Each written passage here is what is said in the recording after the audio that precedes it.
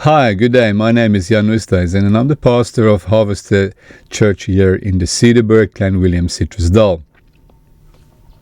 Our church has the privilege to serve our community by being bridge builders, mediators, and ones that call our community together to collaborate and to work together.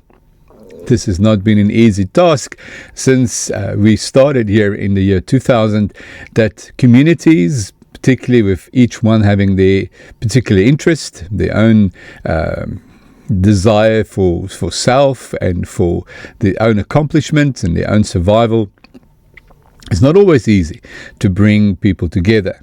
There's nothing that brings people together like a crisis. And this is what we're going to talk about today. I think the major crisis today that we face in a young democracy is human settlements. Particularly because the human crisis that it involves, but also the issue of human disparity, the social issues, the crime, the density, the danger to fires. And I've been in so many years, we've seen regularly fires breaking out and easily more than 12, 15 or 20 shacks gets burned down and people literally lose all their livelihoods. I remember the first human settlement meeting I ever attended was the issue about access and roadways, and that we can move around and have ambulances have access to these settlements. Of course, also the fact that these settlements in many ways are a grouping of different variety of cultures that they actually work together or have some peace is a miracle most of the time. Now the question is today, who is to blame for the urban sprawl, the undocumented, illegal establishment of informal settlements? This, of course, as you will know, is a hugely complex issue. What people do when they face complex issues, the further they are from the distance to the problem, they offer cheap solutions and they would point the finger to one or two issues. The closer you come to the problem, the more you realize just exactly how complex it is. Hans Rosling, the book about factualness, proves this point, that throughout life in humanity we always find the culprits and we will blame a person, an organization, and particularly with the cancel culture that we see on social media, it's easy to just focus on one person. Yes, each one of us either contribute or we rob or we steal or we exploit society. And each one have to face the law on that. But when it comes to a crisis like informal settlements, I want to propose today that the perspectives of many, to see it as a system of systems, and that each different system has a role to play that is either causing or not stopping. But if we work together and all these different stakeholders can find common ground in this crisis, we can possibly together solve it. Now, as a bridge builder, this is what God told our church our role should be. We cannot always solve the problems, they're simply too complex, but we can possibly, by God's grace, bring people together. That's what we've been doing for many years. In 2008, we started with an informal, with a ECD center right in the entrance of the informal settlement in Citrusdal. Since then, we've been serving on the Community Police Forum, the local business chamber, the hospital board, the clinic board, and also our civil organizations in terms of housing. Now, all these different agencies, and when you begin to connect with government, we start to have long meetings, and people would say that's talk shops. Today, my presentation is to try to just give you a scope or a wider scope of all the complexities, and then also as a bridge builder, having the privilege to have sat with the different groups and to see things from their perspective. Maybe this overarching and bigger perspective on the problem can give you an oversight so that we can then try to find one another and begin to work together towards solutions. The national government has privileged us, which I think in a big way is a miracle, that we've created a new way of thinking. Now, the Government of National Unity, as you know, have started out by saying we have 3 priorities. Now, the fact that 11 different parties could come together in consensus to focus only on 3 priorities, that, I have to say, is a miracle. The 3 priorities that they will choose to focus on is to drive inclusive growth and job creation. Secondly, reduce poverty and tackle the high cost of living. And then to build a capable and ethical developmental state. The last sentence to me is of particular interest because since our democracy, we have been part of a welfare state, where the state becomes the source and the provider basically for everyone. That we know is not sustainable. And, of course, we now see the problem that the state is bankrupt. And there's huge issues with the fiscus that there's not enough funds. And we see budget cuts basically in all the different departments. The fact that we are now going towards the direction of a developmental state that is, of course, ethical, that is value-driven, is hugely important. And it's only by means of that approach that I think we will be able to solve any of the number 1 and 2 priorities, poverty and job creation. Now, coming to the state, it is interesting that the government has 30 different department programs or departments, if you will. And I think by just naming them, and we have to do that, you have to think of all these different roles and partnerships that have to be attained to solve the informal settlement crisis. We're going to need all of them to work together, with maybe exception of 1 or 2 or 3. Of course, first of all, the Department of Agriculture, Land Reform and Rural Development is hugely important. Basic education, communications and digital technologies, cooperative governance, defense, the employment, labor, energy, environmental affairs, finance, Department of Health and Wellness, they've changed the name. And then we have the Department of Higher Education, Training, Home Affairs, Home Settlements, Human Settlements, Justice. We have Mineral Resources and Energy, the Police. We have Public Services and Administration, Public Works and Infrastructure, Science and Innovation, Small Business Development. We have the Department of Social Development, of course, Sport, Arts and Culture, Tourism, Transport, Water and Sanitation, with the dam being built, and then Women, Youth, Persons with Disabilities and Immigration. All these departments have some role to play towards finding solutions to the human settlement problem. Of course, then also we have the 3 spheres of government: local municipality, your district and province. And each of them have their different roles in the problem. Now, when we get to the local municipality, it is important that we begin to realize that what is the role of the local municipality? Their primary function, according to the Constitution, is infrastructure. That's what they are most importantly have to do, is to provide good and sustainable and, of course, competent and reliable access to basic services. That is their most primary goal. As we know, many municipalities are struggling financially with bankruptcy, and we also, in our own Cederberg municipality, come out of an age, more than a decade, of instability, where first ANC, then DA, then ANC, then DA. It's only in the last 2.5 years that we have settled in a coalition with our coalition partners between Cederberg Eerste, a local resident party, and then, of course, the Freedom Front Plus and the DA. This alliance of working together in coalition has now given us 8 seats of the 11 seats in council. We have gained stability. We have gained also in producing, which many are celebrating us for, a funded budget. But of course, the funded budget has and had many cuts, and that puts pressure again on services, because many salaries, many of the jobs were not filled, and so forth, and we will get into that detail later. So what was the local municipality's fault or blame in the issue of informal settlements? First of all, you have to realize that for any person, immigrant or not, South African resident, if they set up a structure anywhere without them being moved within 24 hours, they have the right to remain, and you need a court order to remove them. they have a constitutional right to be there, a constitutional right to life. And then also, as you try to remove them and they are there, you're going to, even if it's immigrants, have to provide access to basic informal services, meaning at least water and sanitation.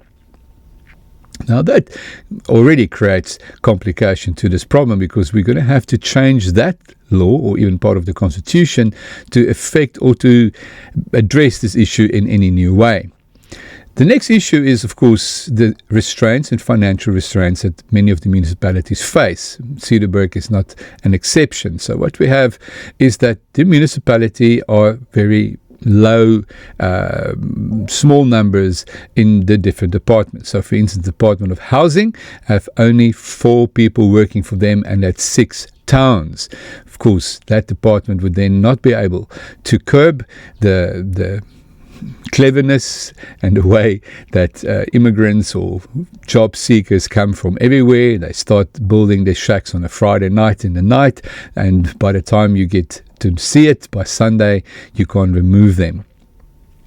That has been possibly one of our biggest issues. Then, as the municipality also, there's a huge pressure that is placed on them because of the infrastructure that they now have to provide in services to a huge new number of people.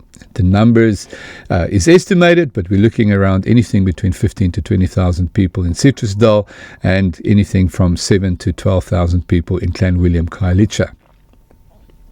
Now, there is accounting, and those figures can and will have to also become more specific, so that you know exactly the demographics of informal settlement, so that you know how to solve the problem. Which hence is also one of the municipal problems, is that Stats SA do not and have not given us enough information on how many people exactly are in the informal settlements. The few surveys that have been done over the couple of years have also discovered that most of these people are migrant workers, so they come and go.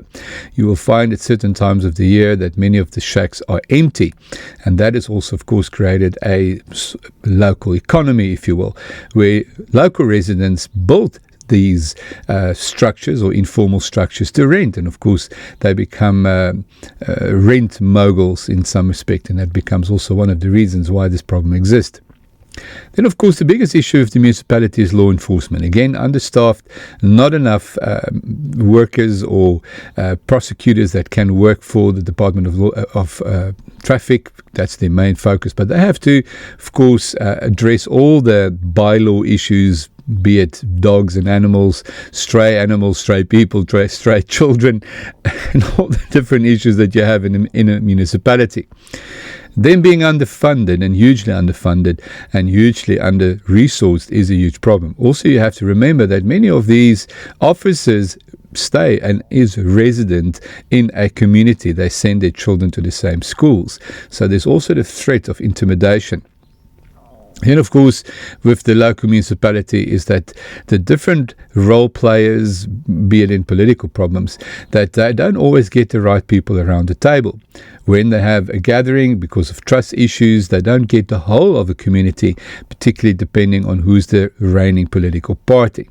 And that also creates communication problems, trust issues. Of course, also the municipality have, for many years, made several mistakes that most of the community have lost total trust in the local government. From the municipal side and the municipal officials, when you get a job at a municipality, you are fortunately lucky because you will get a salary that is in often ways pay more than even the private sector, so you're going to be financially okay, but you're going to have all kinds of internal politics, internal issues, people, crime in the municipalities, and it's become a very toxic environment, which then also speaks to the HR question in a municipality between the different spheres of decision making, be it the council, that once they make decisions, they find it hard that those decisions are implemented. Your directors and so forth, again, there's a gap between them and the workforce. And like in any company, you have these HR problems where the different groups work against one another, they don't trust one another. And then, of course, there's the corporates and how they get away with, we see with state capture, is also that leads and exasperate the problem. Now, the next issue we're going to talk about here is the issue of, let me just get that out of the way, there you go, is employment. Because this is an employment problem. So we wouldn't have had an employment problem if it was not for the farming sector. Now, you have 4 types of employees or job seekers that seek jobs. First of all, you have your local community that's been here for many, many years. And of course, being here for many years, their grandparents may have worked in orchards, but it's very hard work. It's low skill work. It's also not the best paid work. And with something like SASSA, it's much easier to rather receive your SASSA grant than to go and work for minimum wage out in the heat and the sun and the weather circumstances out in a farm. Forgive me. And that, of course, is why you find that many of the local people try to find other jobs in retail or in other sectors of the community. Then you have, in general, South African citizens. So throughout the country, there is towns and cities and places that have very low employment offering. And so therefore you will find that, in our case, from the Eastern Cape, a huge influx because of the problems they're experiencing in the Eastern Cape, they come and seek jobs here. The next group is the immigrants. Immigrants anywhere from Lesotho, in our case, Lesotho, Zimbabwe, Malawi, and a little bit. And then even we have our spaza owners who comes from North Africa. Then, of course, the biggest problem is the undocumented, illegal immigrants. This means these are people who come here who have no ID, they have no papers, they are not registered anywhere. These are the biggest problem because they are literally ghosts. And in our case, sometimes walking around with balaclavas because they obscure their identity, afraid of being captured. And it's hard to find them and to pinpoint them. And once they find jobs on farms, then it becomes a huge problem as it is. The next issue we have is, of course, the question of proximity issues. The proximity issue is an SDF, the Spatial Development Framework. And in our case here in Clanwilliam, we have wealthy estates. In the photo, you'll see Clanwilliam Dam and possibly the most prestigious, wealthy structures and homes now live within 400, 500 meters of a informal settlement. Of course, that has a huge impact on property values and also the desirability of developing this area. So by now, if you look at the growth of dissemination and people moving from Johannesburg, Natal, all over the country to the Western Cape, we see that dissemination. And in places like Langebaan, Veldrif and so forth, you see huge property developments. Property development in Clanwilliam has been slow because of this problem. It's just simply too close to the informal settlement.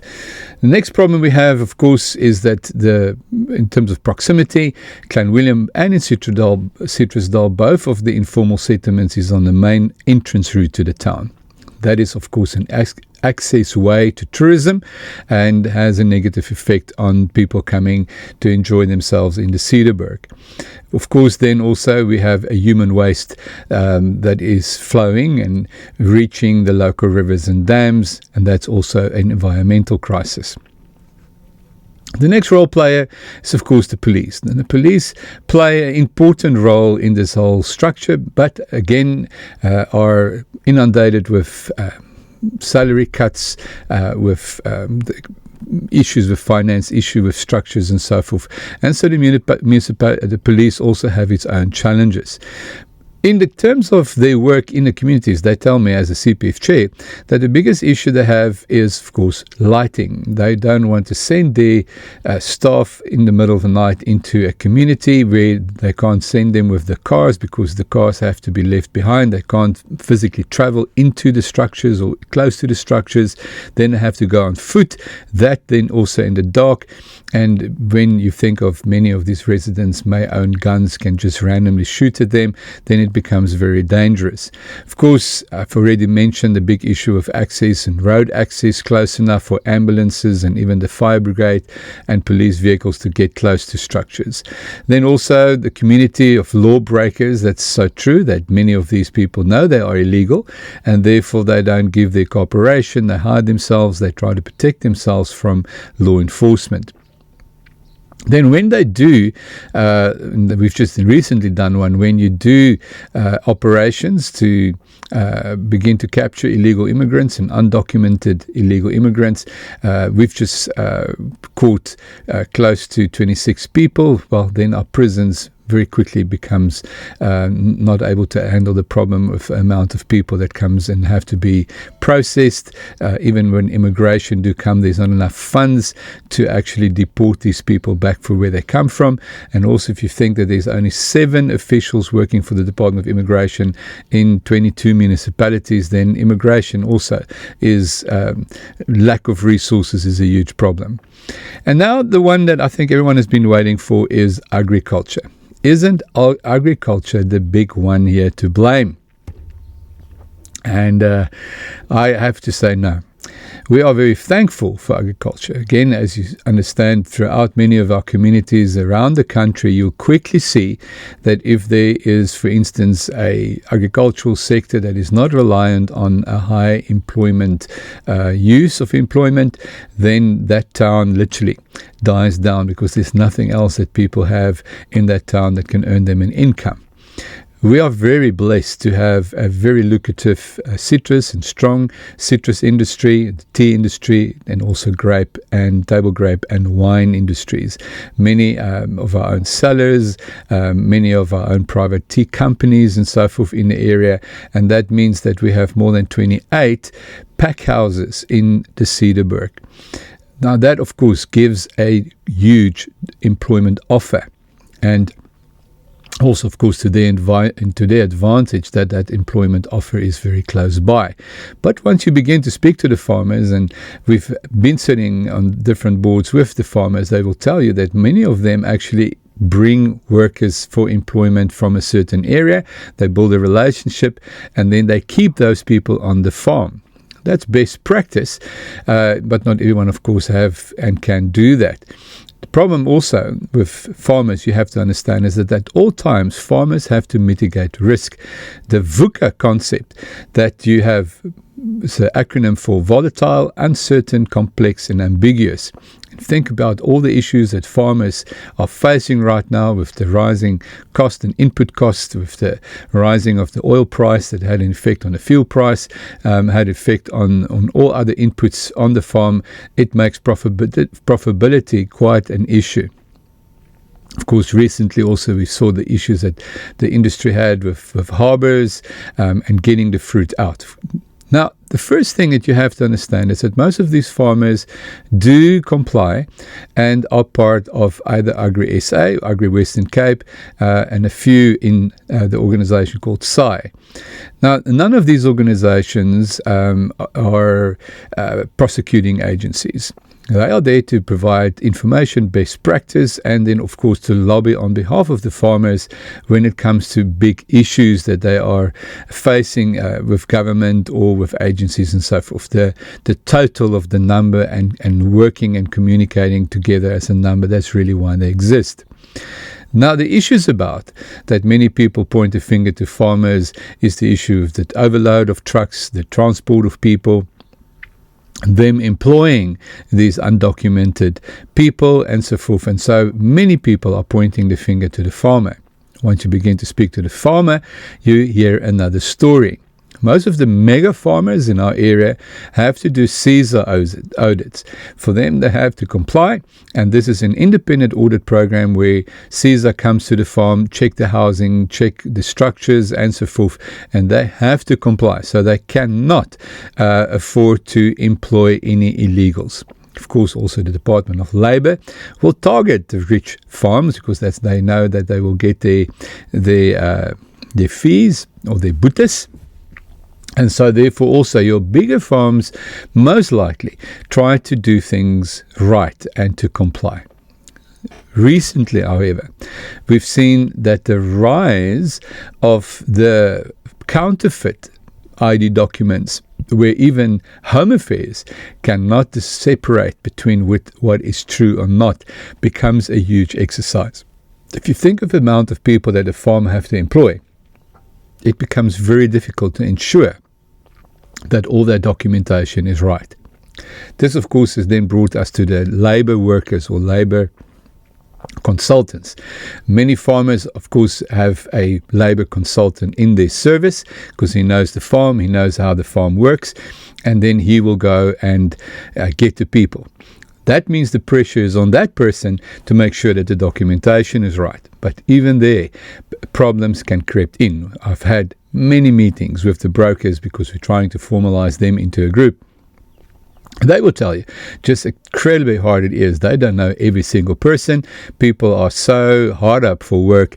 It's very, very difficult. On the other hand, also because of a low skill and the issue of employability, meaning people are just unemployable. Many of these people do find work, but then after a week or two are let go because of productivity issues, time issues on a Monday and a Friday, alcoholism, social disparity, and so forth makes these people very hard or a very difficult group to work with, particularly your migrant workers.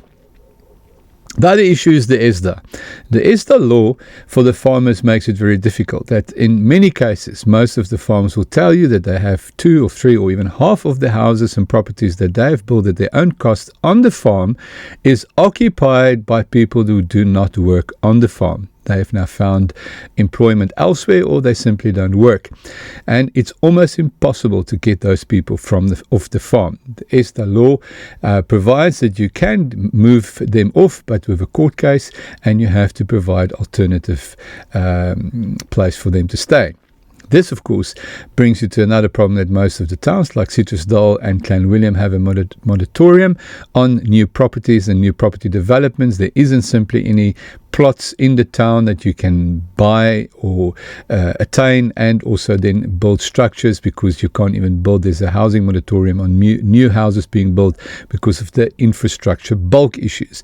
Local of the sewage works, waterways works and so forth are old and not upgraded and cannot maintain or handle the new pressure that is on them. So you have a law against new buildings. That, of course, brings me to the minimum wage. Many point a finger to say to the farmer, well, they are paying much lower rates because that's the reason why they would use your immigrants, particularly illegal immigrants. And the farmers' defense says, no, they simply get the same pay. That's call that a good practice between farmers is to ensure that you pay your people well. But why? Because you expect productivity. When such cases do appear from time to time, that has to be addressed by the law immediately. Of course, that is also our negotiations with the farmers that they open themselves to have the Department of Labour with police or immigration at any time visit the farm and put themselves open to scrutiny. No farmer have an issue with that. Of course, when there's fault, they will stand before the punishment of the law. But minimum wage is the issue because what you find, particularly when it comes to permanent workers, since the minimum wage have been risen, is that you usually would have a permanent worker, but you would also from time to time employ their wife, the older children, and to do menial work on the farm. That is called like a social tax system. The farmer would do this because he has a relationship with the people and he'd want to do well for them. But now with the restrictions of minimum wage, he then says, well, I rather have to, I have a particular work that I have to set out to do, and employment is expensive. So if I have to pay 25 people who can do the work of 20, it then just doesn't make sense. When you begin to speak to the farmers, then, and recently we had a group of the 3 different farmer unions meet with our local group or ownership group, community grouping that we have in Khayelitsha. And the discussions was open, the discussions was collaborative. Let's find solutions together, how and help us how to mitigate risk. However, one of the informal settlement dwellers asked the farmers, why are you using informal or immigrant people when you could have used South African citizens? And the farmer response was, of course, we would rather want to use South African citizens. It's much cheaper, it's easier, less issues with language and culture. It's closer to draw people from a local community. So there's definitely no reason why that we don't want to do that. But here's a big issue. It's productivity. Why would I employ 25 people when 15 people can do the same job? It simply doesn't make sense. And if you think about the rising input costs, the farmer have to find ways to save money. The informal, I always say informal, but the immigrant worker not receiving any SASSA money or government grant has to work. That's his only way of income. For definitely and certainly they will work harder and they will put more effort into the work to keep it, and resulting in a higher productivity rate. The workers' response to the farmer was then, so you are saying we need to pull up our socks. And the farmer says, yes, once you guys give us the productivity that we need, of course, we would rather want to use South African citizens. Of course, you also have to understand, according to the immigration law, that the farmer, for him to give a immigrant work, they have to obtain a letter, the immigrant, which then the farmer have to explain why there's no way that he could use a South African citizen for this job, and he has to prove a point to build a case why he prefer the immigrant. That's part of the paperwork, and there's no way to get around it.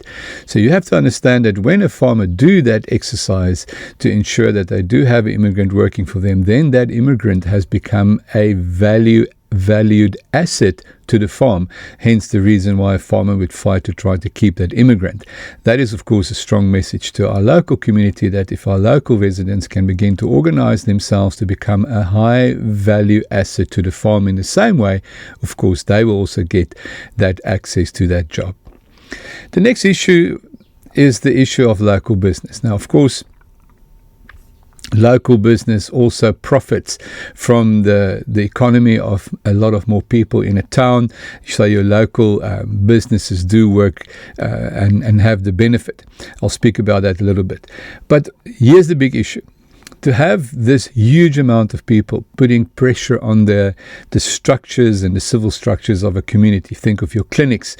Your clinics have huge issues that the people they need to help, they don't know the addresses. They can't find and do the proper follow-up work. And it's a huge problem, the kind of numbers that they have to take. Same with your hospitals and the sort of cases with social disparity on a Friday and a Saturday night, the type of stabbings and GDV, gender-based violence kind of cases that comes to their attention. Of course, also the schools. In our area, we have a dropout figure of around 10 to 15% of children drop out of schools simply because they can't be in school of a list of issues, parenting issues, and there's of course their adaptability to work with and not rebel against the school system, but to work with the system so that they can grow and prepare themselves for the future jobs. Of course, the other issues then of Eskom, and you just have to drive around an informal settlement to see the loose wires and illegal wires going from cable to house, because this has also become a way of income for many of the people who do have electricity, that they sell and sublet the electricity to others, and in that way there's an economy that gets worked on there. Then the big issue, of course, further is the issue of bulk services. Bulk services is a huge problem in this issue, that you have to have electricity, wastewater works, and then the whole issue of waste management is a huge problem because of this huge number of people. And here you're talking millions. Our local municipalities simply don't have the funding to provide bulk services. And then that's also why the Department of Human Settlement is important, that when they do a housing project, they will not do it unless bulk services, electricity provision, water provision, and waste management provision has to be there. That's hugely costly, and you have to prepare well in advance for proper planning to ensure that bulk services can be secured. Now, what does the world look like in informal settlement? In informal settlement, and we have the privilege that God told us to make friends and to not just know people, but to really get to know people. I've also slept a couple of times in the informal settlement to really get a feeling of how life is in this community. Now, from a negative point of view, of course, the big issue is the gangs and extortion, where they will render themselves extortion money from the workers, saying we will burn down your shack if you don't pay us. We have the whole issue of just pure survival. Huge numbers of people who just have to find a place to sleep, place to eat, huge poverty, lack of capacity, skills, language problem, tribalism, xenophobia, non-existent mother tongue education. There's a huge lot of research on that. We just recently listened to Professor Tiens Elof, who gave us figures on just how important it is for a child to grow into proper adulthood, to find meaningful work. If he had not have mother tongue education, it has an effect on maths. It has an effect on certain capable skills that is hugely affected later. And of course, there is no such thing in these communities as mother tongue education. Of course, there's the issue, as I've already mentioned, of unemployability, crime, the exclusion from a local community. It's a huge problem. Drug and alcohol cartels, organized crime in terms of copper, and of course even prostitution. But just do yourself a favor and go spend an afternoon somewhere in the community and go sit with someone, and you will find this is a buzz of activity and chatter and talk, and it's a wonderful privilege to have become friends with the people living here, and I highly respect them to be living and building families in this huge social disparity is commendable. Another issue is now to say, of course, now what is the negative impact? There's a huge negative impact. Negative impact is on tourism, property prices and property tax. There's a humanitarian crisis. There's our own success that works against us. There's a push-pull effect, and of course the negative effects on the environment. But believe it or not, there's also a positive impact. The fact that these people do have jobs, as I've already said, has an impact on the local economy, local spaza shops. They make a business. Just see in an informal settlement, almost every second, third house or structure is a shop, a hairdresser of some kind, making food. And then, of course, I've not mentioned, but the spaza shops is a huge problem because these are foreign nationals, and then themselves trying to remain open 24/7, which becomes a risk and a threat, because people, crime syndicates will then begin to focus on them, and there's no way that police can protect them in those hours. There's also, they're not regulated at all. There's no structure that calls them to rule and to order and to have fines and so forth. So we're looking at changing that. The other issue, of course, in terms of the positive impact, is that you'll see the remittances, and there's huge amounts of money and funds that flow back into the homelands or in other parts of our country as this local workforce will pay and towards their family members. The next issue is then, how do we get to some solutions? And there's many that has been mentioned. Some of them have in some way already gone the path, and we're already busy with them, and some are some new solutions. First of all, I would provide or think that if you do a huge housing project, meaning up to 2,000 structures is a housing development plan, such a big project will bring in the funds we need for bulk services. It will bring in the different departments because of the scale of the project. So that's a best way to bring a departmental sectorial solution to the problem. And then, of course, the next solution would be PVR cameras, control room that you can access and give surveillance to these areas because it's a crime hotspot. We have to look at the local the infrastructure issues that you have, that many of these people would rather say to you they don't want an Asla house. In our negotiations, we have found that many of these dwellers say, I rather want to build my own house. All I need is water and sanitation. Give me a tap, give me a toilet, and I will then build the rest. And I think that's maybe a solution for such a housing project of scale. Then also interesting is that you will have to begin to work with what we call the integrated development strategy, bringing all the partners together to look at the social disparity issues, which is education and health, crime and justice and all these issues, and bring all the role players together to start with an integrated plan. I would guess that number one of that integrated plan would be ECD and mother language education. Secondly to that is leadership development. Any community rise and fall because of the leaders. We were fortunate in Clanwilliam to create, through a constitutional process that we were helped by our mayor, our local municipality, and even the IEC, to establish a voted in and properly voted in informal community forum or committee, if you will. These leaders have to then take responsibility of their own community, but it's not easy because of the factions, the groupings and so forth. It's not easy to get unity or collaboration within such a diverse cultural, tribal environment.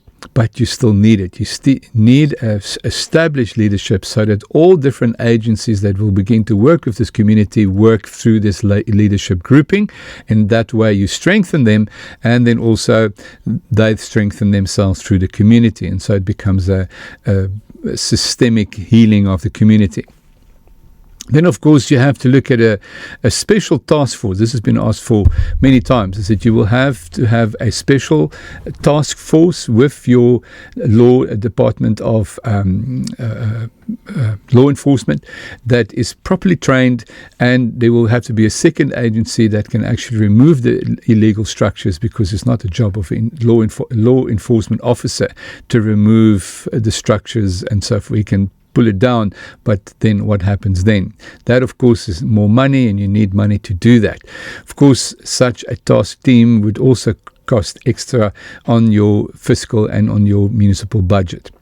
And a big solution that we've been asking for many years is that you should think about employing a relational liaison officer that knows the different languages, knows the different cultures, are respected, and work on ground level.